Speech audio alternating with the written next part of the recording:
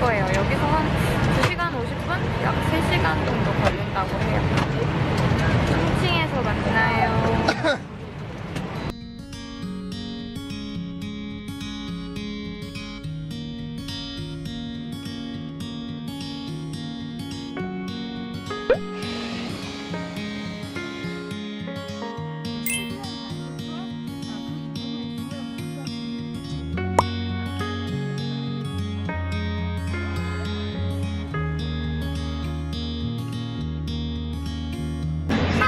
여러분, 이곳은 중경에 있는 1940년대 초반에 사용했던 광복군 사령부 터입니다. 원래 이 옆쪽에가 정확한 위치라고 하는데요. 옆에는 건물이 하나 세워져 있어요.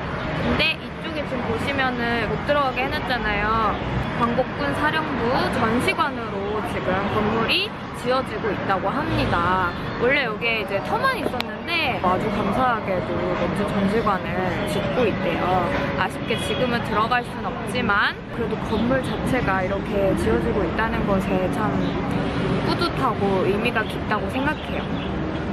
나중에 이제 완공되면 꼭 한번 다시 와보고 싶어요. 한국 부분들은 우리가 독립하기 전까지 계속 활동을 하다가 독립이 끝나고 모두들 고국으로 돌아가는 과정에서도 좀 많은 어려움을 겪었다고 들었어요. 광복을 했음에도 불구하고 저희는 솔직히 우리나라로 돌아가고 싶을 때 마음대로 돌아갈 수 있잖아요. 근데 그 당시에 그런 게 굉장히 힘들었다고 들어서 마음이 또 안 좋더라고요. 그래서 뭐 이런 현장도 중요하지만 우리 독립운동가 분들의 마지막까지 기억하는 것도 우리가 해야 할 의무라고 생각합니다. 이런 장소에 오니까 더 그런 게 와닿는 것 같아요. 그럼 우리 다음 장소로 이동해볼까요? 가시죠!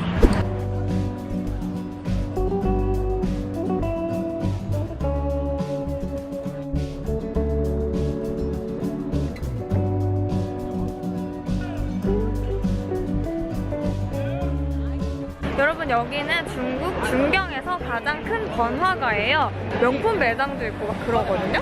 이야, 중국에 놀러 온 거 아니에요. 일하러 온 거예요, 여러분.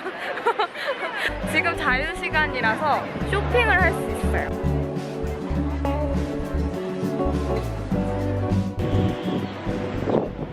여러분, 저는 지금 이동을 했는데요. 여기 뒤에 보시는 건물 있잖아요. 저기서 우리 김구 선생님이 장제스에게 우리 한국 독립을 약속해달라는 얘기를 했던 장소라고 합니다. 아주 역사적인 장소죠. 지금은 무슨 회의실 그런 걸로 사용을 하고 있다고 해요.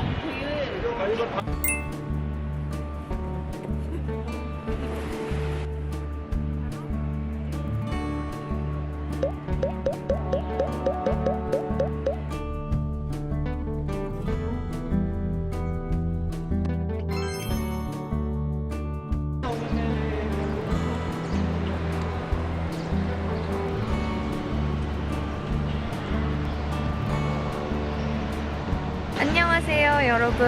오늘은 중국에서 5일차예요. 현재 중경에 있고 중경 임시정부 청사에 와 있습니다.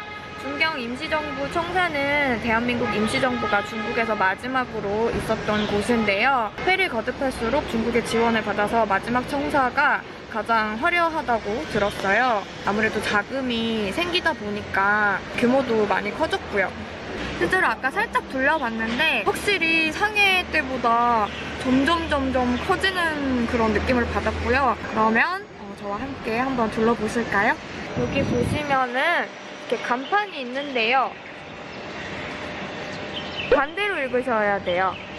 대한민국臨時정부라고. 간판도 정말 잘 해놨죠. 들어가 볼게요. 여기 이렇게 몸수색을 합니다. 들어갈 때. 오늘 비가 와요. 근데 비 와도 굉장히 분위기가 운치 있습니다. 여기 계단 보이시나요? 이곳이 다 임시정부 건물이에요. 5호 건물까지 있대요. 지금 1호 건물에 먼저 들어갈 거예요. 여기. 1호 건물에는 대한민국 임시정부 역사 진열이 되어 있는 전시관입니다. 들어가면 이렇게 김구 선생님이 딱 계세요. 굉장히 화려하죠. 크고. 먼저 전원을 읽고 전시관을 구경해야 합니다. 그래서 이쪽으로 가시면 정보 수립부터 반일 의거, 피난 및 이동까지 아주 차례대로 전시가 정말 잘 돼 있어요. 사진도 모두 모여 있죠. 반복해서 많이 보니까 이제 익숙한 사진들이 많이 보입니다. 윤봉길 의사님도 여기 계시고요. 잘 돼 있죠? 대한민국 임시정부 이동 약도도 여기서 보실 수 있고요. 이제 자주 보니까 외울 때 된 것 같죠? 피난 및 이동. 우리 임시정부는 참 많은 피난을 했어요. 여기 보시면 익숙한 곳입니다. 상해 임시정부부터 우리 다 갔던 곳이에요, 많이. 여기 항주 임시정부도 있고 이런 곳을 실제로 제가 다녀왔습니다. 모두는 아니지만 그래도 핵심 요지를 다 다녀와서 정말 뿌듯하고 저 이제 다음에 가서 이런 사진 보면은 저기 갔다 왔다고 막 자랑스럽게 얘기할 수 있어요. 옆으로 가보겠습니다. 그리고 여기 보시면 내각 조직 및 국정 운영에 관한 이런 역사를 한 번에 다 보실 수 있어요. 정당 연합부터 정부 개편부터 군대 구성, 항전 생활까지. 그리고 여기 항전 생활 보시면 이거 충칭에 대한 일본의 대폭격 동영상이 있어요. 일본은 6년 10개월 동안 충칭에 대한 무차별 폭격을 실시했다라고 이렇게 있죠. 영상 보시면 더 잔인하고 감히 말을 할 수 없는 그런 현장들입니다. 여기는 2호 건물인데 현재 공사 중입니다. 여기 기념품 가게도 있어요. 이따 들려봐야겠어요. 그리고 이곳은 3호 건물이에요. 들어가 볼게요. 여기는 이제 법무부와 내무부를 처리하던 그런 장소로 사용됐다고 하는데요. 법무부에는 최동호 선생님이 이렇게 맡으셨고, 그리고 내무부에는 신익희 선생님이 이렇게 맡으셔서 이렇게 멋진 사진들을 전시해놨네요. 회를 거듭할수록 정말 자금의 중요성을 느끼는 것 같아요. 자금이 달라지니까 이렇게 규모가 달라져요, 여러분. 이렇게 커요. 자, 이쪽은 손님들이 왔을 때 접대를 하던 차를 마시던 그런 공간이래요. 우리 애국지사분들이 사용할 수 있는 공간도 굉장히 작았잖아요. 근데 이렇게 손님 맞이할 수 있는 공간까지 생길 정도입니다. 여기는 제목으로 사용하던 장소입니다. 윤봉길 의사님의 의거 이후에 우리는 피난을 가야 했잖아요. 그래서 항주로 옮겨 다니고 그렇게 열악한 활동을 했었는데 이것은 우리 독립운동가 분들의 희생과 노력으로 여기까지 오게 된 거죠. 이곳은 4호 건물이에요. 4개의 숙소가 있는데요. 주석 비서실.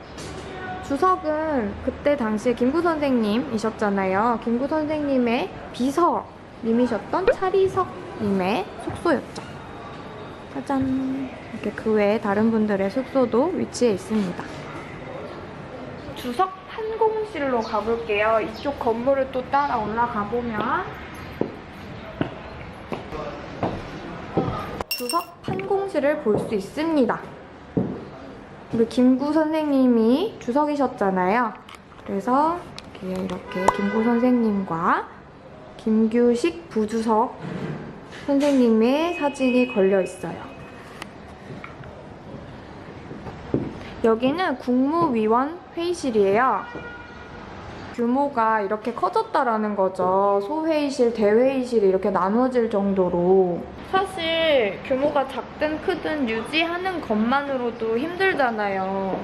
이렇게 굉장히 작은 상해 청사부터 시작해서 여러 곳을 옮겨 다니시면서 충칭 청사까지 오시기까지 얼마나 힘드셨을지 제가 발자취를 따라오면서 더 많이 와닿고 더 많이 느끼고 있어요. 4호 건물 2층으로 이동해 볼게요. 자, 여기는 집무실인데요.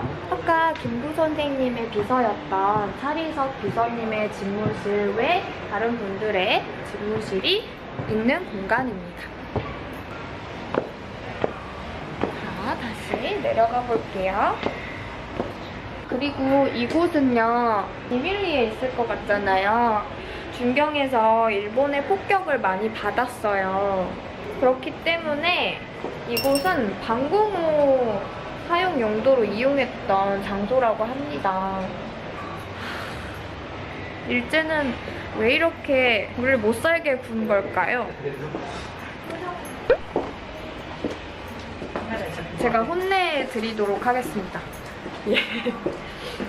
자, 이것은 대한민국 임시정부 청사복원 기념비가 있습니다. 이곳의 중앙에 위치해 있어요. 그리고 왼쪽으로 가면 전시관 가는 길 이렇게 있죠. 그리고 오른쪽으로 가면 창고로 사용했던 건물이라고 하는데요. 기획전시실로 지금은 변경이 되어 있습니다. 한중 문화 풍속이 이렇게 전시되어 있네요. 이렇게 충칭 준경에 있는 임시정부 청사를 모두 둘러봤는데요. 보고 나서 느낀 점은 사실 상해부터 청주까지 어제까지 보고 나서 오늘 이렇게 준경 임시정부에 오게 된 건데, 상해는 사실은 좀 작은 건 알고 있었어요. 아무래도 임시정부로 상해에서 처음으로 있었던 곳이다 보니까. 근데 생각보다 항주 임시정부가 너무 규모가 크다라고 생각했었거든요. 전시도 잘 돼 있고. 근데 준경에서 4번째이자 마지막 청사였던 이곳에 와보니까 확실히 회를 거듭할수록 발전하고 규모가 커지고 있는 임시정부를 보게 됐어요. 이곳이 가장 큰 곳이기도 하지만 외교부와 여러 가지 업무를 수행했을 정도로 세계적으로 활동을 했다라는 것에서 일제의 탄압 아래 우리 애국지사분들의 노고와 희생이 정말 한 번 더 감사드리고 뜻깊고 앞으로도 살아가는 것에서 많은 감사함을 느껴야 된다라고 생각하게 되었고요. 물론 늘 생각하고는 있습니다. 공간도 없고 자금도 없고 희망도 없고 그런 시기가 있었잖아요.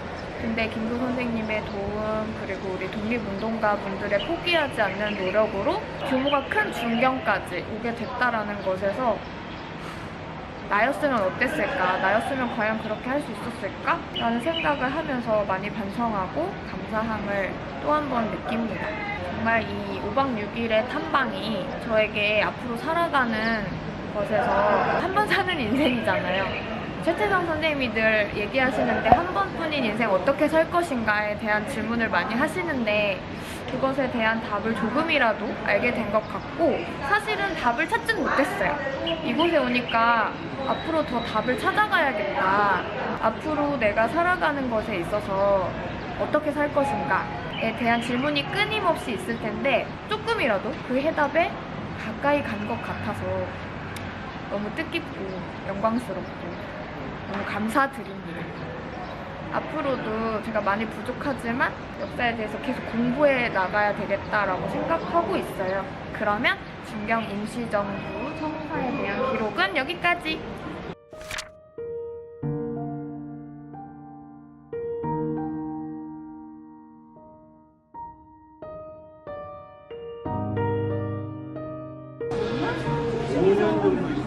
여기가 오사향인데 준경 임시정부 3번째 청사가 있었던 곳이래요. 가장 오래 머물렀다고 합니다.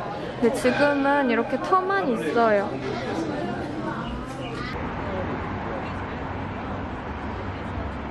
여러분, 저는 지금 화상산 한인묘지터에 와 있는데요. 이곳은 지금 보시다시피 터만 이렇게 남아있는 상태예요. 뭐가 안 보이시죠? 여기에 이제 한인 분들이 많이 묻혀 계시고, 유명한 김구 선생님의 어머님과 그리고 아들 장남이셨던 김희 선생님이 묻혀 있었던 곳입니다. 현재는 이제 우리나라로 이미 환국을 한 상태고요. 다른 분들도 많이 계셨는데 모두 오지는 못하셨대요. 안타깝게도. 뒤늦게 왔을 때는 이미 이곳에 담배 공장이 세워져 있어서 많이 이렇게 쓸려 내려가기도 하고 우리 한국인들에게는 굉장히 슬픈 장소가 아닐까 합니다. 역사를 모르고 온다면 그냥 무심코 지나칠 곳처럼 되어 있어요. 그냥 산이에요. 보시면은. 그쵸? 못 찍게 되어 있어서 제가 이렇게밖에 보여드릴 수가 없어요. 정말 그냥 이렇게 허허 벌판 같은 산처럼 남아 있습니다. 너무 오래됐지만 고국으로 돌아오지 못하셨던 그런 아픔이 있는 장소예요.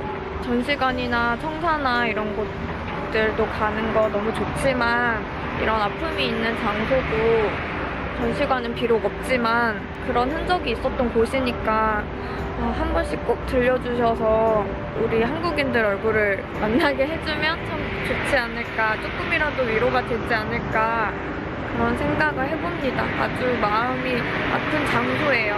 아까 들렸던 한인촌이 있었는데요. 여기서 한 2시간 거리에 있대요. 거기서 왔다 갔다 많이 하면서 하셨다고 하는데 참 우리는 차를 타고 왔지만 그 당시에는 그러지 못했잖아요. 그것도 우리나라도 아니고 외국에서 감히 뭐 상상할 수 없는 그런 고통인데요. 너무 슬픈 장소라고 생각해요. 꼭 한번 들려주셨으면 좋겠어요. 그럼 저는 다음 장소로 이동해 볼게요.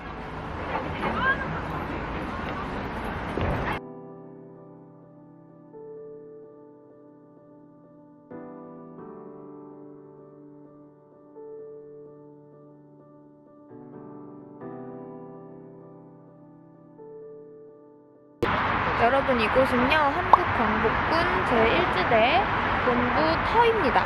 지금 보시다시피 아무것도 없어요. 이렇게 터만 있는 곳인데요.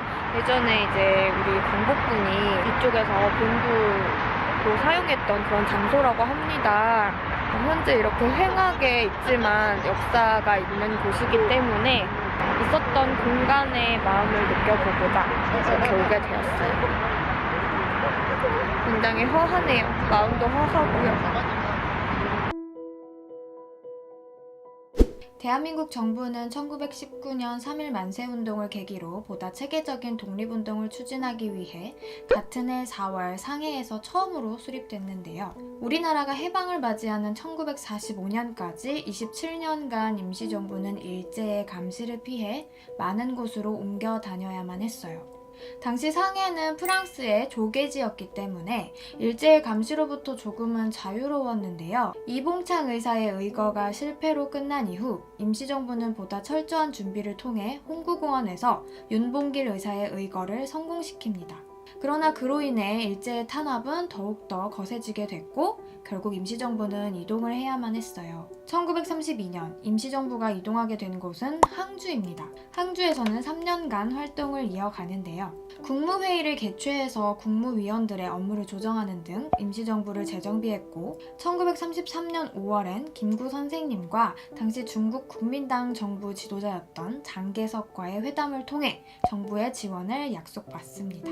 이후 임시정부는 난징에서 우한으로, 우한에서 창사로 이동하면서 1937년까지 활동하고요. 이때 37년 12월경 난징 대학살, 그러니까 남경 대학살이라고 하죠. 중국에 대한 일제의 대규모 학살 사건이 발생하게 됩니다. 임시정부 요인들도 피난을 다녔고요. 장개석 역시 중경으로 퇴각해요. 남아있던 약 30만 명의 중국인들이 일제에 의해 대학살 당했던 사건이었습니다. 임시정부가 창사로 이동했던 이유는 피난도 있지만 물가가 쌌다고 해요. 우리 독립운동가들은 자금이 늘 부족했습니다. 이후 광저우로 이동하는데 일본군이 금세 추적해와서 오래 있지는 못했어요. 그 다음 류저우로, 그 다음 구이양, 치장을 거쳐 1940년 9월 마지막 장소인 중경으로 이동합니다.